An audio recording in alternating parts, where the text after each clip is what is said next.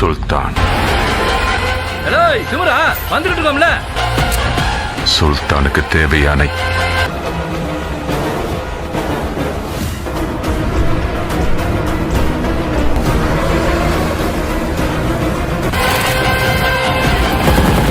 Halo sahabat, Assalamualaikum. Semoga sehat selalu dan senantiasa berbahagia. Terima kasih sudah subscribe dan menyimak video-video LK21 Revive.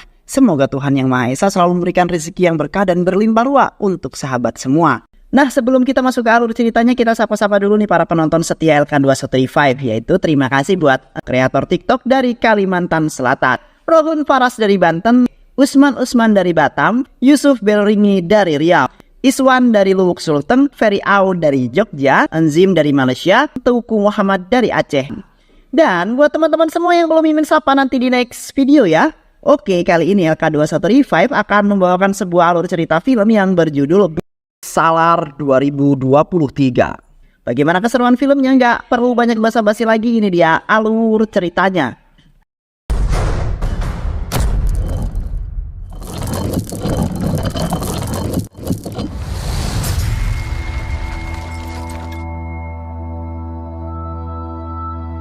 Kanzar 1985, Deva atau yang biasa dipanggil Salar berteman dengan Farda Raja atau bisa kita sebut juga dengan Farda, putra Raja Kansar, Raja Manar.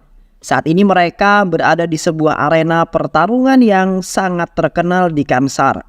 Setelah sebelumnya Deva meminta Farda untuk mengatakan siapa orang yang melepas cincin hidungnya. Sebuah cincin yang berarti dalam sebuah keluarga besarnya.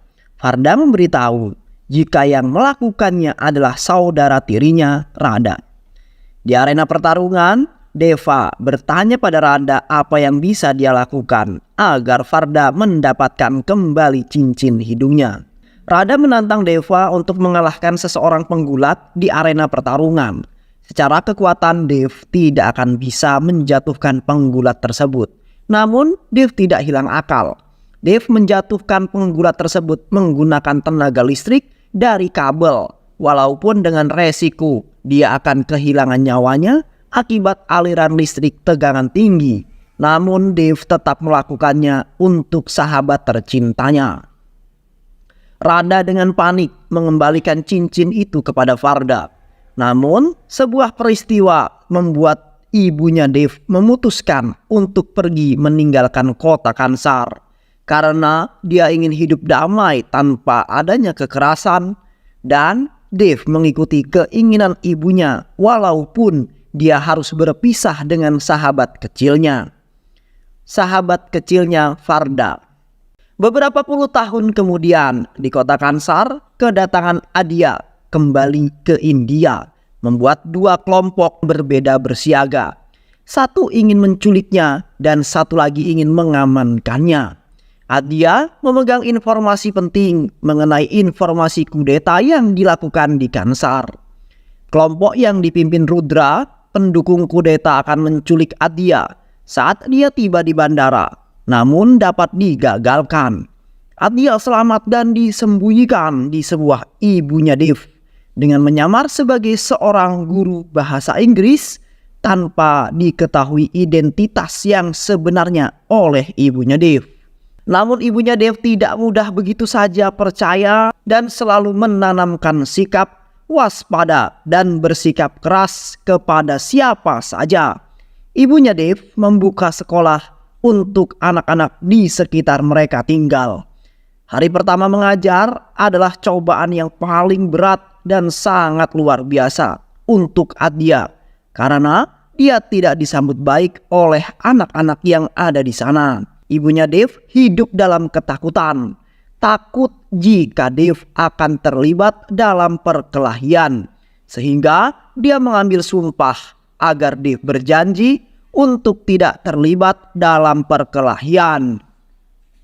Saat Dev pulang terlambat, ibunya Dev menjadi sangat panik. Bahkan saat Dev pulang langsung mendapatkan amukan dari ibu tercintanya.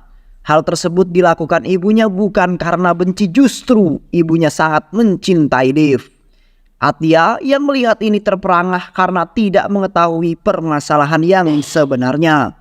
Bahkan saat Adia membeli beberapa keperluan sekolah dan diganggu oleh preman yang ada di pasar, Dave yang datang hanya meminta untuk tidak mengganggu. Bahkan saat Adia akan dilecehkan, Dave hanya diam menyimpan amarah karena terikat sumpah dengan ibunya. Beruntung polisi datang dan preman tersebut melarikan diri.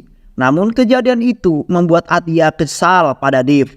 Di sebuah pelabuhan, kelompok kudeta mendatangkan barang dari luar negeri lewat pelabuhan.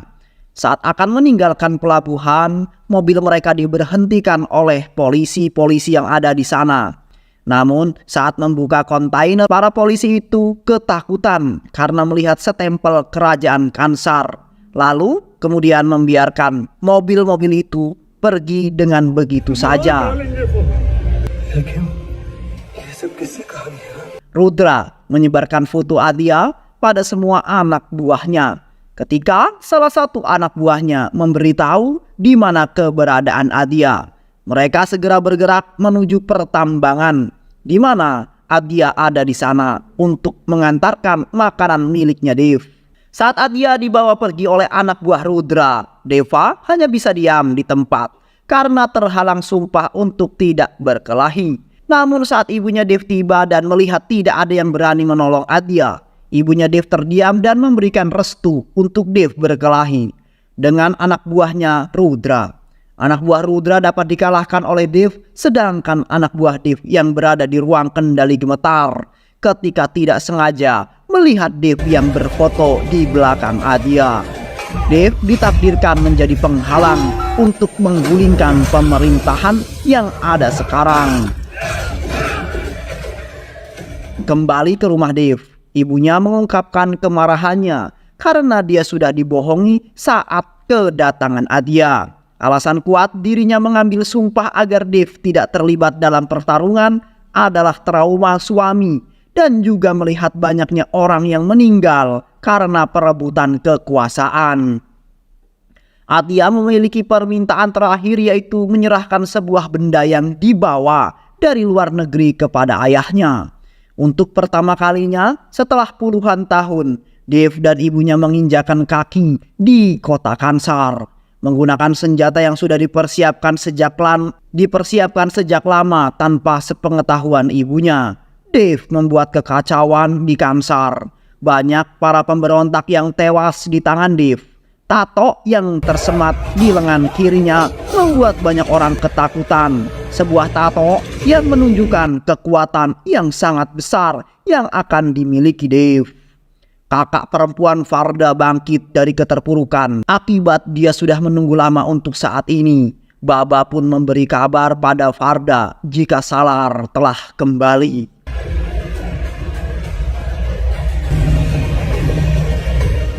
Adia dan teman Dave pergi meninggalkan Kansar. Selama dalam perjalanan, teman Dave bercerita pada Adia mengenai awal mula terbentuknya Kansar.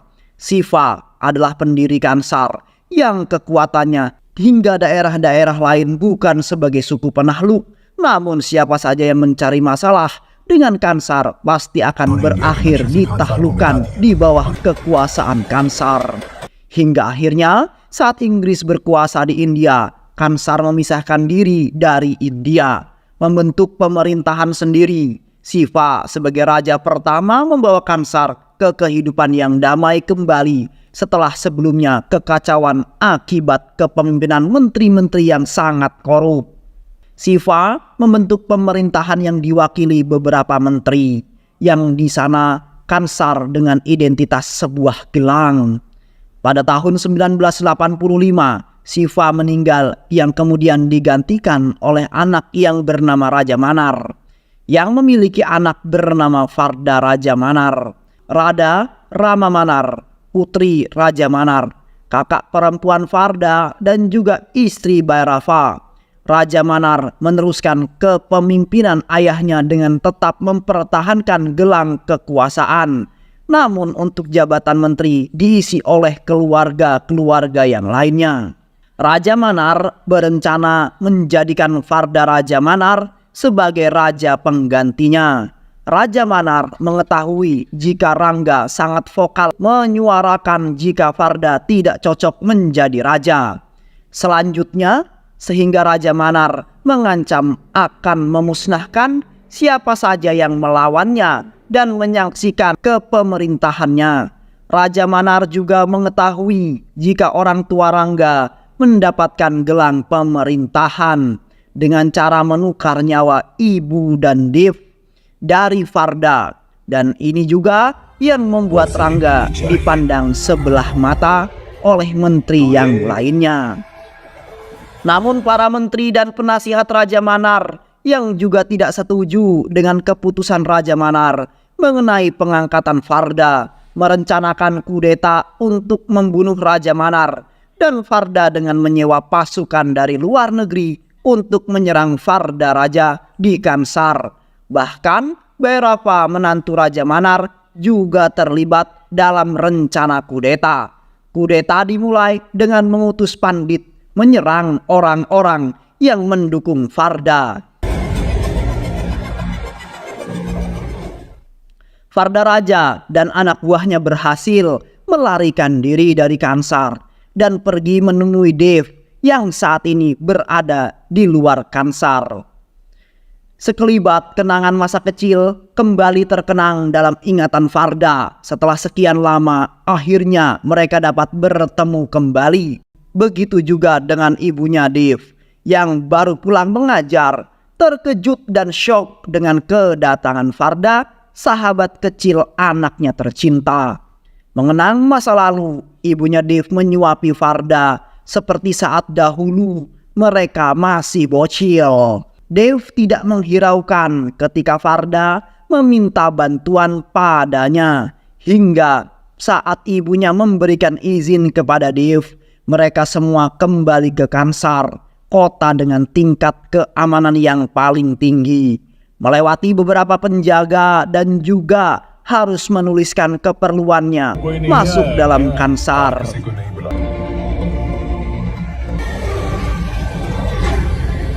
Berita kembalinya Farda dan Dev menyebar sehingga mereka kembali melancarkan sebuah aksinya untuk membuat masalah dengan Farda. Namun Farda dan teman-temannya masih bersabar dan menunggu waktu yang tepat untuk melakukan perlawanan yang mereka sudah rencanakan dari jauh-jauh hari. Saat mabuk, Farda mengungkapkan keluh kesahnya yang sudah capek kali ya. Kegagalannya menjadi pemimpin yang dapat membawa sebuah perubahan besar di dalam kepemimpinannya. Saat para menteri dan penasihat kerajaan melakukan sebuah rapat koordinasi, Pandit mengatakan jika seseorang telah datang dan akan membawa kematian yang sangat luar biasa. Sedangkan di sebuah daerah yang penghuninya adalah semua wanita atau perempuan, kembali didatangi oleh salah satu seorang anak pemberontak yang gila akan perempuan. Dia selalu mencari gadis muda dari suku yang mendiami wilayah tertentu di Kansar. Dengan anak buahnya bermain layangan untuk memotong talinya dan menentukan gadis mana yang akan dia ambil dengan melihat di mana layangan itu jatuh. Ya Allah, gokil banget nih. Anak buahnya menyebar berlari mengikuti layangan yang putus itu hingga jatuh tepat di atap sebuah rumah. Penghuni di dalamnya histeris hingga salah satu dari ketiga anaknya memutuskan dia yang akan mengorbankan diri agar yang lainnya selamat. Gadis itu keluar dari rumah dan dibawa untuk dimandikan oleh dua orang wanita yang akan menyusulnya untuk dijadikan pemuas nafsunya si orang bejat ini. Sedangkan Farda yang mendengar jika akan ada gadis yang kembali menjadi korban memutuskan untuk pergi. Dev menyusul kemudian. Ibu gadis itu berlari ingin meminta agar anaknya tidak diambil, namun dihalangi oleh anak buahnya. Dev menghampiri ibu tersebut dan memintanya untuk berdoa pada Dewa Kali untuk keselamatan anak gadis tercintanya. salah seorang anak buah yang memegang senjata mendatangi Dave dan ibu gadis tersebut. Namun Dave menusuk lehernya dengan ujung senjata yang tepat dipegang tangannya. Dan Dave mulai melakukan penyerangan hingga anak buah penjahat tersebut banyak yang tewas dengan sangat tragis. Bahkan pemimpinnya tewas dengan tertusuk tombak dari dagu hingga tembus ke kepala. Berita ini membuat ayahnya marah dan murka dan kemudian memerintahkan menahan Varda dan juga Dave. Lalu setelah upacara pemakaman selesai, mereka akan segera melakukan pengadilan di tempat di Kansar. Semua menteri berkumpul di ruang utama bangunan istana Kansar. Ayah penjahat yang dibunuh oleh Dave berjalan menuju Varda dan akan membunuhnya. Namun Dave memohon agar dia saja yang dibunuh karena dia yang telah membunuh anaknya. Dave berkali-kali menerima pukulan namun tidak melawan. Baru saat Varda mendekat dan akan dilukai oleh ayah penjahat tersebut, maka Dave bereaksi dengan merebut pedangnya dan memotong tangan laki-laki itu. Kemudian memenggal kepalanya tepat di depan semua orang. Dan orang-orang yang menyaksikan hal tersebut sangat terkejut melihat adegan yang sangat mengerikan itu. Setelah kejadian itu, mereka kembali ke penjara menunggu keputusan selanjutnya. Sementara itu, Rangga telah menyiapkan anak buah yang sangat buas dan haus darah jika mereka melihat orang lain. Saat persidangan dimulai, nasib Varda akan ditentukan melalui timbangan seberapa banyak dan berat gelang yang dimiliki oleh pendukung Varda. Satu persatu mereka menaruh gelang yang mereka punya. Pada timbangan, posisi selalu berubah.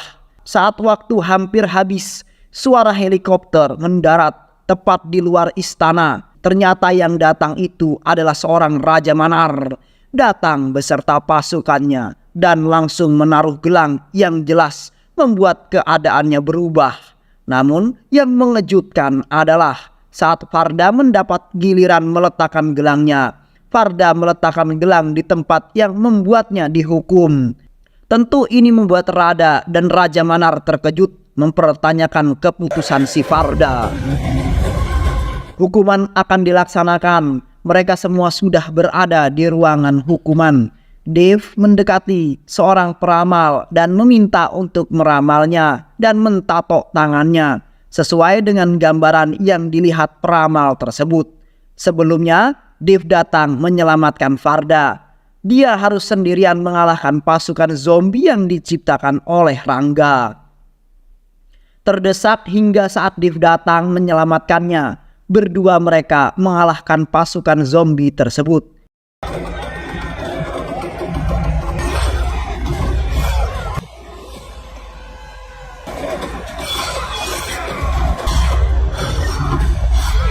Kini pasukan bermotor yang dikeluarkan oleh Rangga hingga Rangga pun meregang nyawa dengan leher yang tergorok hingga tewas dengan sangat mengenaskan.